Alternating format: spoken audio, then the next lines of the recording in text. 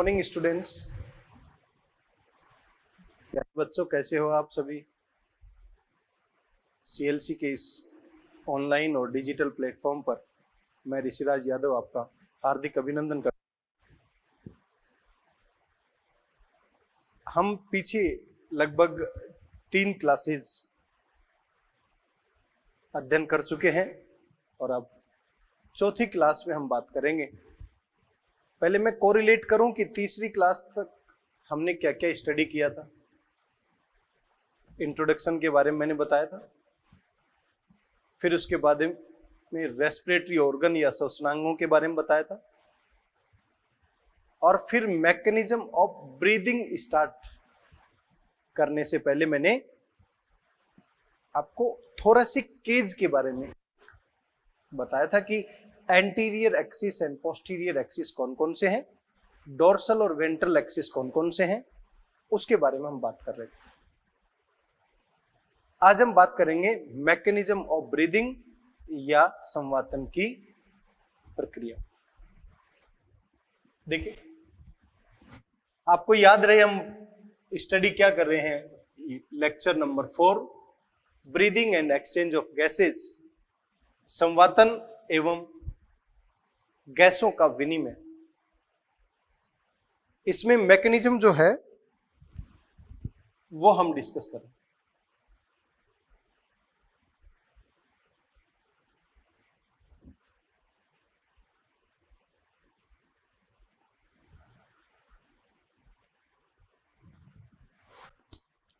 तो सबसे पहले आपको पता होना चाहिए इस ब्रीदिंग मैकेनिज्म या संवातन की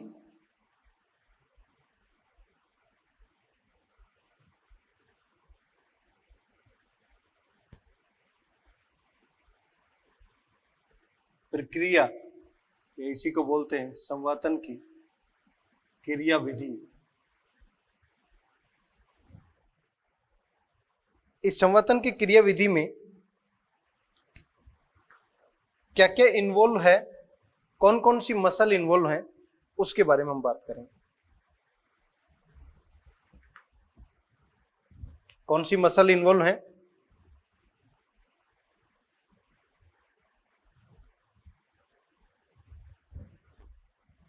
फर्स्ट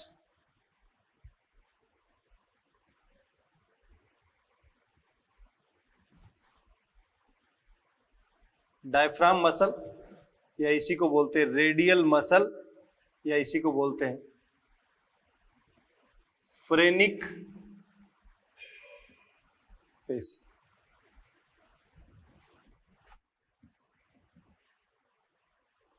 दूसरी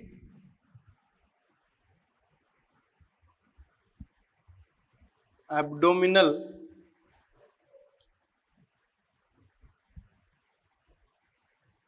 जिसे हम बोल रहे हैं उदरीय पेशी, और तीसरी जो इन्वॉल्व है जिसे बोल रहे हैं inter coastal muscle,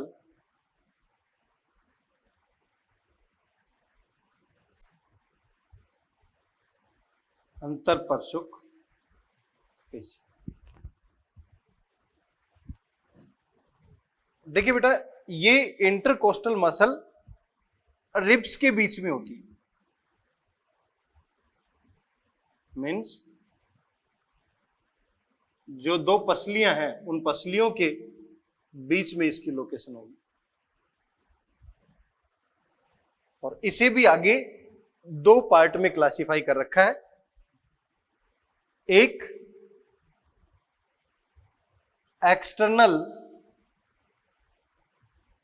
intercostal muscle और दूसरी इंटरनल इंटरकोस्टल।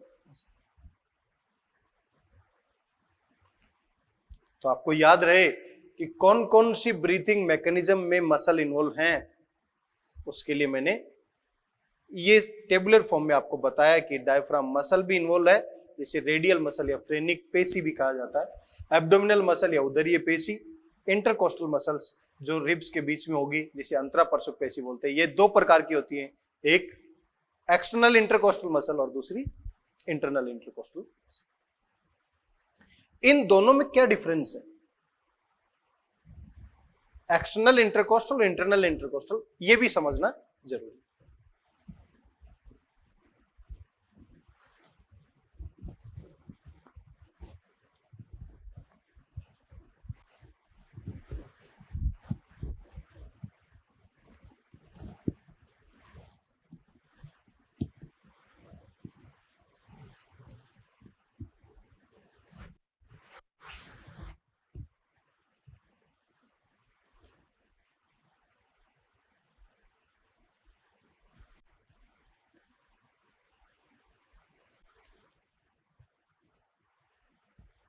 दोनों का पहले तो हमें डिफरेंस पता होना चाहिए कि दोनों कैसे हम डिफाइन करेंगे। हमारे पास में ये एक अपर रिब है और हमारे पास में ये एक लोअर रिब है। इन दोनों के बीच में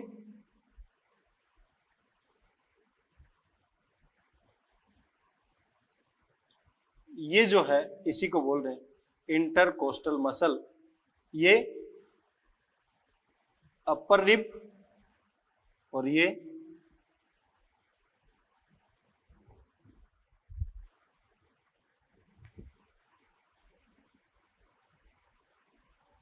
ऊपरी पसली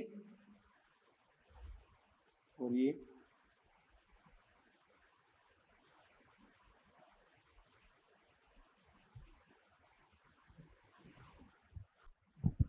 अब इन दोनों के बीच में यदि हम देखें कि ये ऊपरी पसली के पृष्ठ भाग को टच करता है,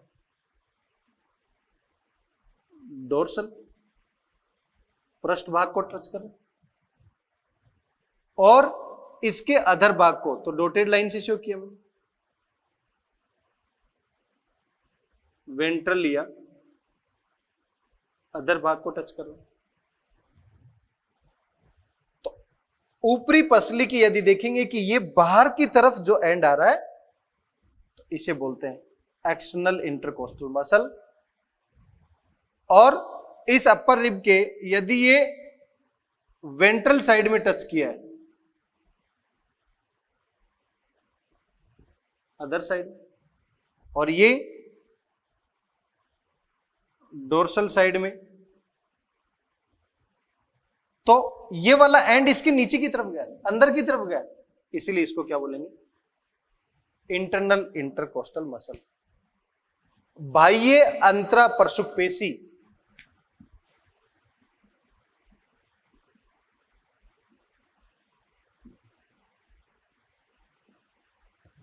और ये आंतरिक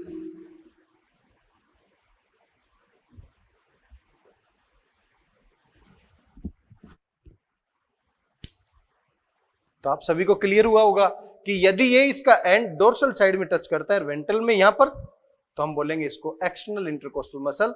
और ये इसके वेंट्रल साइड में और ये इसके डोर्सल साइड में टच करता है, तो इसे क्या बोलते हैं? क्लियर है सभी को यहां तक?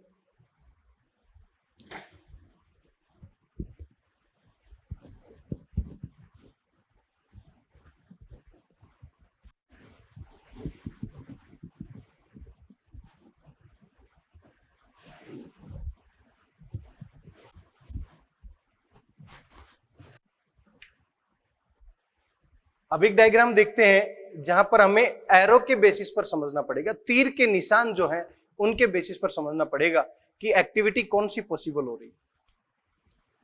मैंने ये कहा इंस्पिरेशन मीन्स अंतःश्वसन, मैंने ये कहा एक्सपिरेशन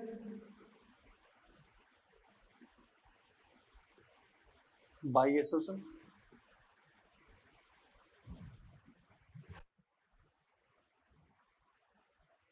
हमारे केस में इस मैकेनिज्म और इस मैकेनिज्म को शो करने के लिए मैं एरो का यूज कर रहा हूं। तो फॉर एग्जांपल मेरे पास में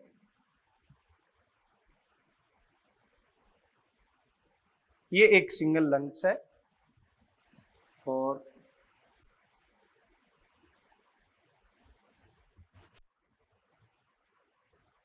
तो यहां पर यदि आपको इस तरीके से एरो दिखाया गया है, यहां पर इस तरीके से एरो दिखाया गया,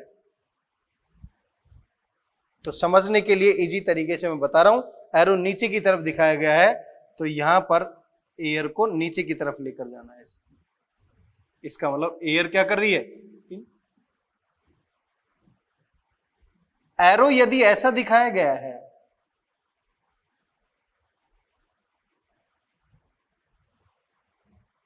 तो ये और ये ऐसा तो होगा नहीं, तो यहां पर बाहर की तरफ है तो ये वाले को मैं क्या कर दूंगा, अंदर की तरफ, इस वाले को क्या करूंगा, अंदर की तरफ। इसका मतलब बाहर और नीचे की तरफ, आउटवर्ड और डाउनवर्ड, और ये इनवर्ड और अपवर्ड। तो ये जो एरो दिखा रखा है यहां से एयर क्या करेगी, आउट।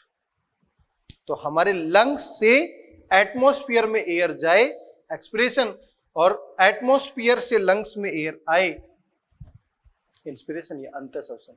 तो एरो के बेसिस पर भी आपको पता होना चाहिए।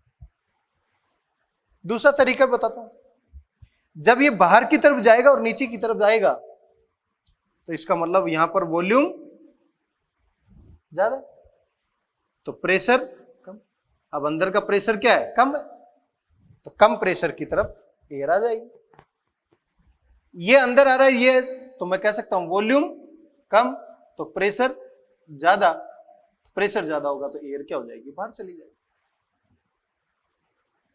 इसलिए मैकेनिज्म ऑफ ब्रीदिंग में आपको यह भी समझना पड़ेगा, V is inversely proportional to P। Clear है यहां तक? केवल अभी तो हमने यह समझा है कि एरो के बेसिस पर इंस्पिरेशन हो रहा है या एक्सप्रेशन हो रहा है, यह समझने की कोशिश की। किस तरीके से यह मैकेनिज्म पॉसिबल होगी, यह क्रियाविधि संभव होगी, उसको भी समझना जरूरी है। देखिए किस तरीके से कौन कौन सी मसल्स का यहां पर रोल होगा वो समझने की कोशिश करें।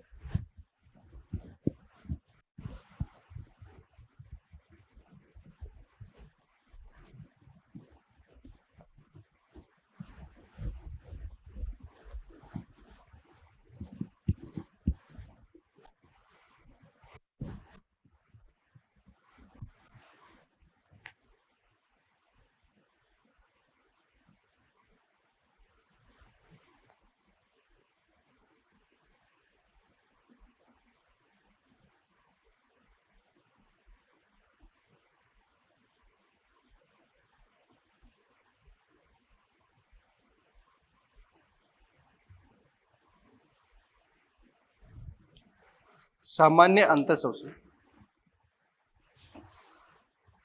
क्या है? सामान्य अंतःश्वसन पहले टेबुलर फॉर्म में देखते हैं, फिर उसको डायग्रामेटिक फॉर्म में देखेंगे। तो मैं कह सकता हूं नॉर्मल इंस्पिरेशन,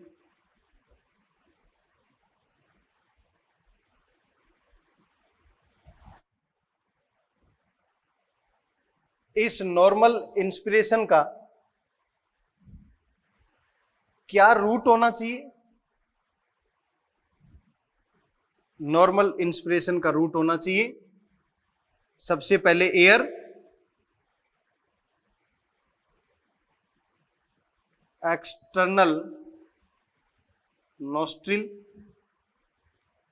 एक्सटर्नल नोस्ट्रिल से ये एयर कहां जानी चाहिए?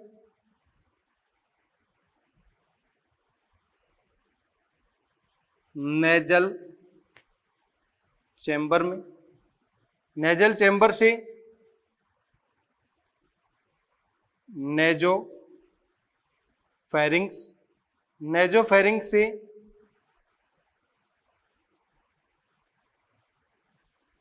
लैरिंग्स, लैरिंग्स से ट्रेकिया, ट्रेकिया से ब्रोंकाई, ब्रोंकाई से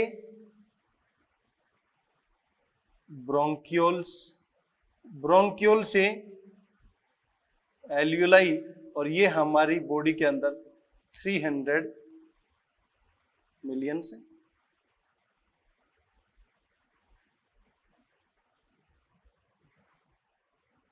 ये हमारे पास मेन रूट है कि कहां से एयर, भाई ये नासा छिदर से, नासा कोस्ट में, नेजोफेरिंग्स में, लैरिंग्स, फिर ट्रैकिया श्वास नली से होता हुआ ब्रोंकाई, ब्रोंक्यूल और फिर एल्यूलाई, उस कोपिका तक एयर जानी चाहिए। ये तो मेन रूट है। इस मेन रूट में ये एक्सटर्नल एटमॉस्फेयर से एयर को यहां तक लेकर जाना है, तो इसका मतलब हमारे को अंदर एक वॉल्यूम क्रिएट करना पड़ेगा। वो जो वॉल्यूम क्रिएट करना पड़ेगा, उस वॉल्यूम के अंदर हमें प्रेशर को रेस्पेक्टिवली कम करना पड़ेगा। जितना ज्यादा वॉल्यूम बढ़ेगा प्रेशर कम हो जाएगा, और एटमॉस्फेयर प्रेशर ज्यादा, अंदर का प्रेशर कम। आपको पता होना चाहिए कि दो प्रकार के एनिमल होते हैं, negative pressure breathing, for example human being, and positive pressure breather, for example frog. अंदर का प्रेशर कम है, बाहर का प्रेशर ज्यादा है, एयर ऑटोमेटिकली अंदर चली जाएगी। लेकिन अंदर का प्रेशर ज्यादा होगा तो हमें फोर्सफुली भेजना पड़ेगा। तो human being negative pressure breather है, जबकि फ्रॉग पॉजिटिव प्रेशर ब्रीदर। तो हमारे केस में एक प्रेशर ग्रेडियंट बनाना है। प्रेशर ग्रेडियंट बनाना है तो वो देखते हैं कैसे प्रेशर ग्रेडियंट बनेगा।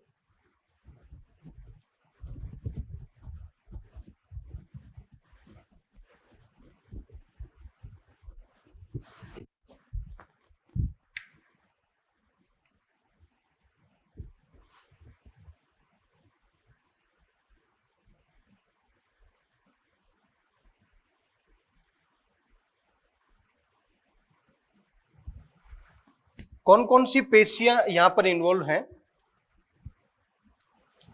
यहां पर दो अलग अलग पेशी हैं जिसे हम बोल रहे हैं EICM प्लस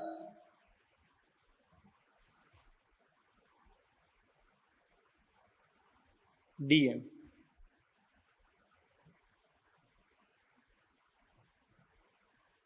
तनुपट पेशी, बाह्य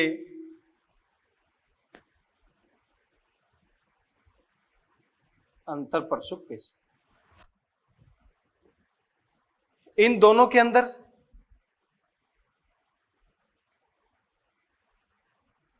हमें क्या करवाना पड़ेगा? कॉन्ट्रैक्शन।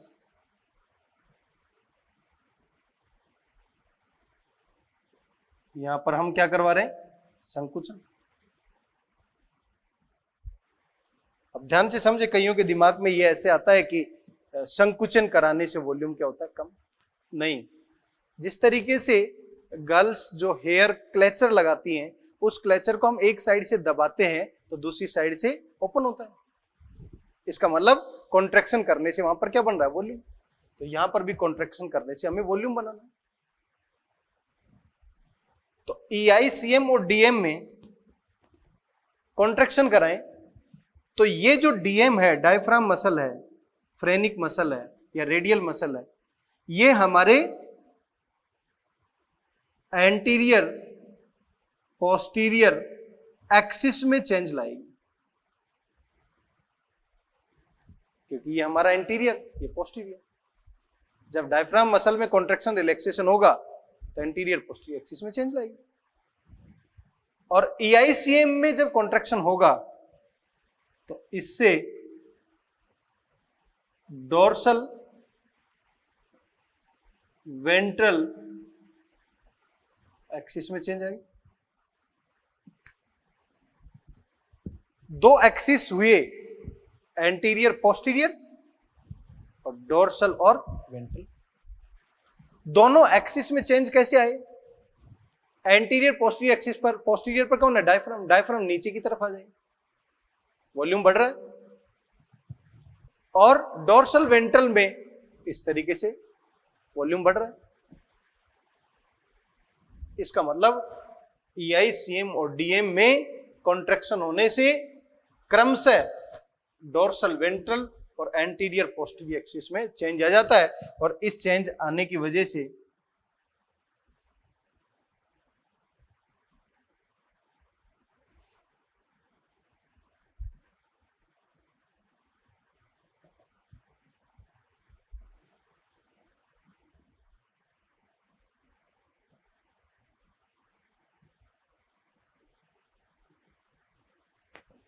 विकसीय गुहा का आयतन या थोरेसिक कैविटी का वॉल्यूम बढ़ जाएगा। और आपको पता है सिमिलरली थोरेसिक कैविटी वॉल्यूम बढ़ा है तो पल्मोनरी या फुफ्फुसीय आयतन या पल्मोनरी वॉल्यूम भी क्या हो जाएगा? बढ़ जाएगा। थोरेसिक कैविटी वॉल्यूम बढ़ गया और पल्मोनरी वॉल्यूम बढ़ गया, और ये वॉल्यूम यदि बढ़ गया तो मैं ये भी तो कह सकता हूं कि पल्मोनरी प्रेशर, पल्मोनरी प्रेशर कम हो जाएगा, क्योंकि V is inversely proportional to P। अब जरा याद करें, मैंने आपको बताया जब हमारे अंदर का लंग्स का प्रेशर कम हो गया है और एटमॉस्फेरिक प्रेशर ज्यादा है, तो ज्यादा प्रेशर से ग्रेडियंट के अकॉर्डिंग, प्रवणता के अकॉर्डिंग कम प्रेशर की तरफ एयर आ जाएगी। तो मैं कह सकता हूं एटमॉस्फेयर से यहां पर प्रेशर की तुलना में लंग्स का प्रेशर क्या हो गया है? कम हो गया है, तो ये एयर नॉर्मल इन हो जाएगी। इसी को बोलते हैं नॉर्मल इंस्पिरेशन या सामान्य अंतःश्वसन। तो एक एक पॉइंट दोबारा मैं एक्सप्लेन कर रहा हूं, ध्यान से समझें। जब हमें नॉर्मल इंस्पिरेशन कराना है, कौन सी मसल को इन्वॉल्व कराना पड़ेगा? दो मसल, डायफ्राम मसल और एक्सटर्नल इंटरकोस्टल मसल।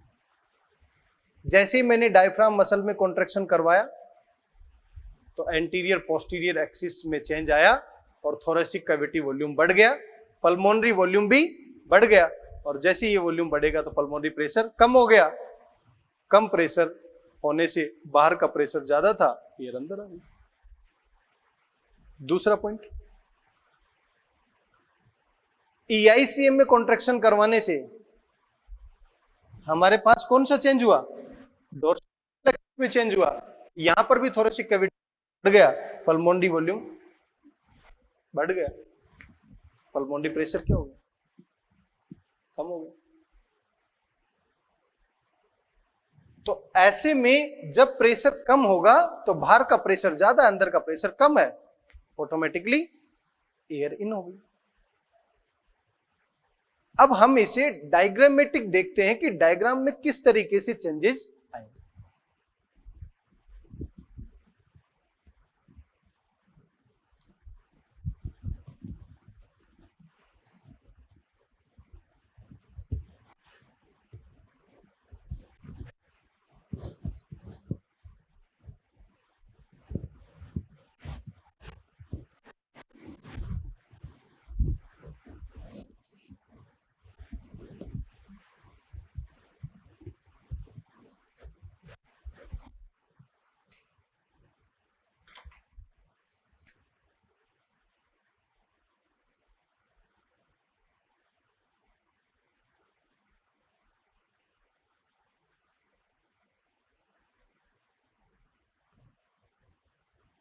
इस डायग्राम में देखें, ये हमारे पास में डायफ्राम,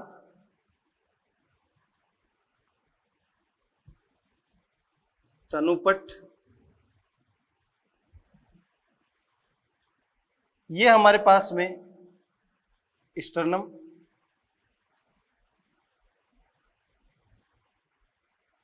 ये हमारे पास में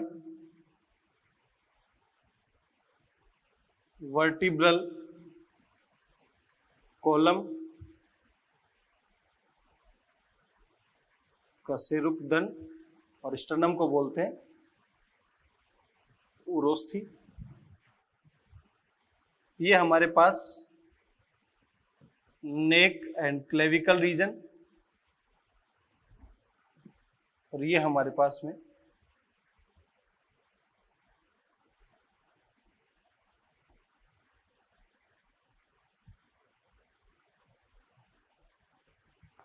रिब्स,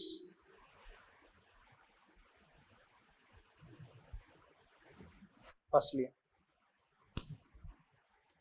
अभी मैंने आपको कहा कि नॉर्मल इंस्पिरेशन में कौन सी मसल में संकुचन हो? डायफ्राम।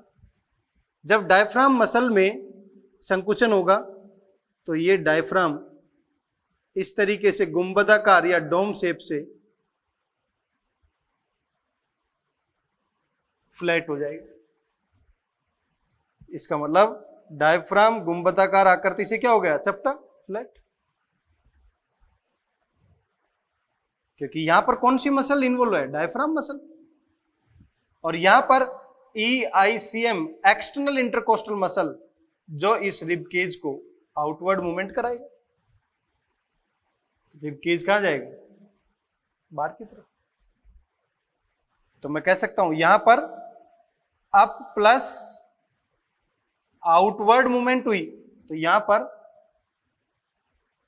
डाउनवर्ड मूवमेंट हुई, ये नीचे की तरफ और ये बाहर की तरफ। तो मैं कह सकता हूं वॉल्यूम क्या हो रहा है? ज्यादा। प्रेशर क्या हो रहा है? कम। तो आपको पता है ऐसे में यहां का प्रेशर कम हो गया तो एयर बाहर से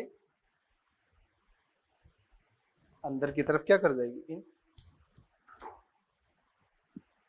आपको समझ में आया होगा कि जब ये बाहर की तरफ जाए और जब ये नीचे की तरफ आए तो ये डोम शेप से फ्लैट हो गया, और ये बाहर की तरफ आ गया तो ये लंग्स के अंदर वॉल्यूम क्रिएट होगा। जैसे जैसे वॉल्यूम क्रिएट होगा प्रेशर कम होगा, एयर बाहर से। This is normal inspiration process. Clear है यहां तक सभी? ठीक। अब हम नॉर्मल इंस्पिरेशन को नॉर्मल एक्सप्रेशन की तरफ लेकर जा रहे हैं।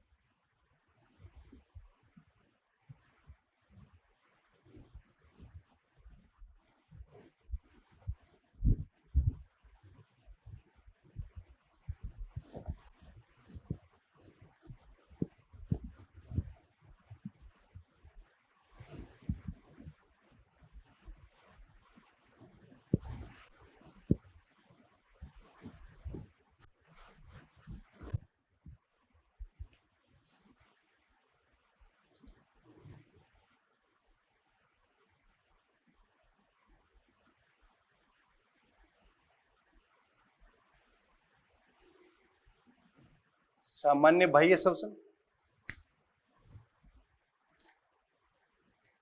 देखिए बेटा ध्यान से समझे इसको भी, सामान्य बाह्य श्वसन। सबसे पहले उसी की तरह हमें यहां पर भी रूट पता होना चाहिए।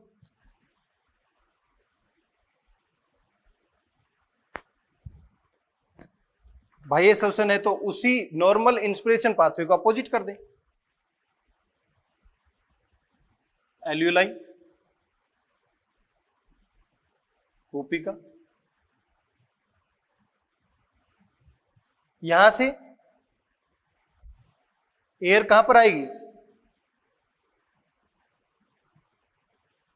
ब्रोंक्यूल्स,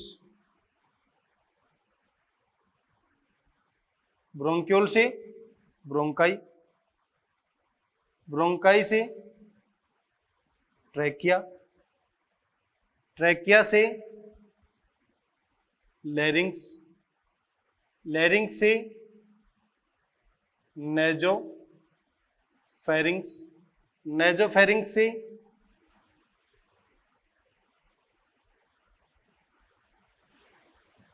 नेजल चैम्बर, और नेजल चैम्बर से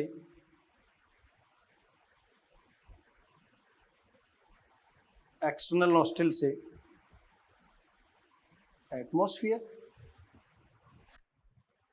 हमें नॉर्मल इंस्पिरेशन वाले पाथवे को जस्ट अपोजिट कर दिया। एल्यूलाई में जो है, जो कार्बन डाइऑक्साइड ज्यादा बनी है उसको ब्रोंक्यूल से ब्रोंकाई, ट्रेकिया, लैरिंग्स और इस तरीके से एटमॉस्फेयर में ले जाके छोड़। डायग्रामेटिक स्टडी में कैसे देखें और कौन कौन सी मसल इन्वॉल्व होंगी वो देखते हैं।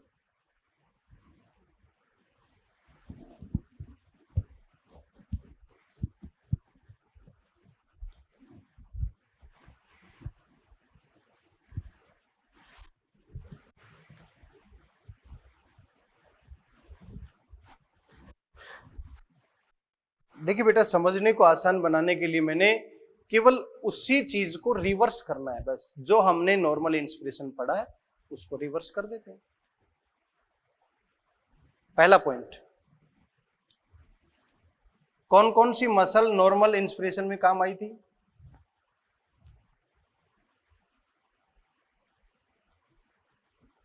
Diaphragm muscle,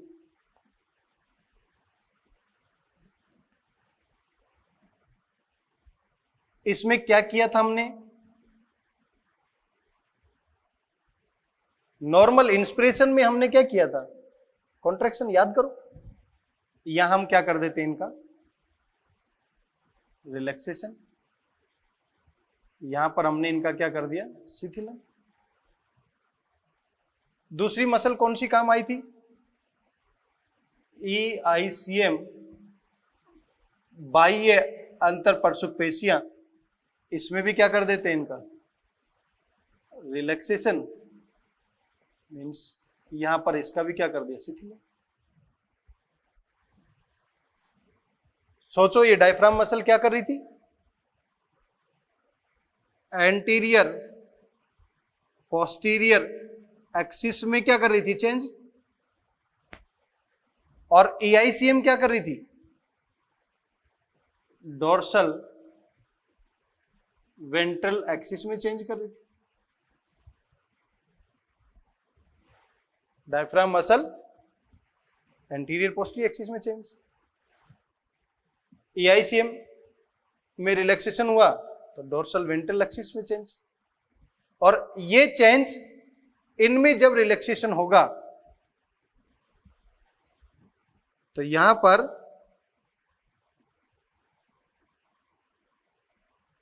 thoracic cavity volume, विकसीय गुहा का आयतन कम हो जाएगा। और सिमिलरली यदि हम कहें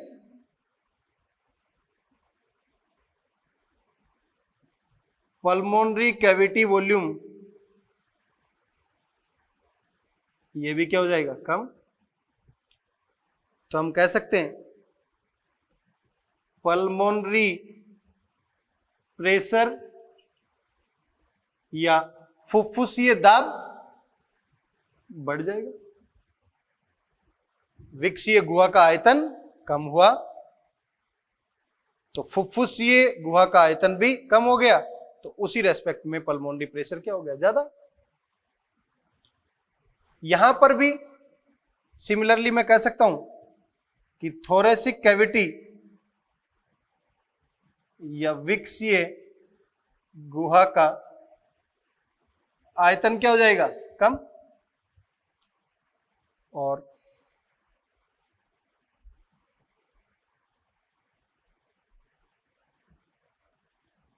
फुफ्फुसीय गुहा का आयतन भी क्या हो जाएगा? कम। तो फुफ्फुसीय गुहा का दाब ज्यादा। अब आपको पता है इंटरनल साइड में क्या हो गया? प्रेशर ज्यादा। तो मैं कह सकता हूं तो है वो ज्यादा हो गया है as compare to atmospheric pressure. Normal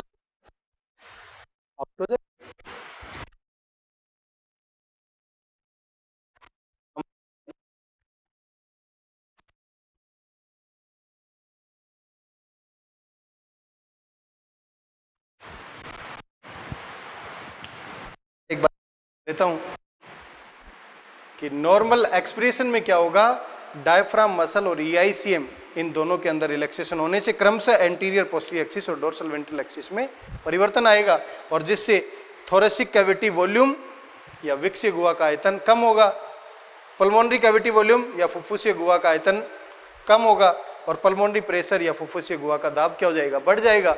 दाब बढ़ जाएगा तो ज्यादा प्रेशर हो गया, इसके कंपैरिजन में एयर नॉर्मल तरीके से सामान्य बाह्य शोषण। जैसे हमने नॉर्मल इंस्पिरेशन किया, जस्ट उसका अपोजिट कर दिया, तो डायग्राम में भी देखो क्या क्या चेंजेस आएंगे, वो देखते हैं।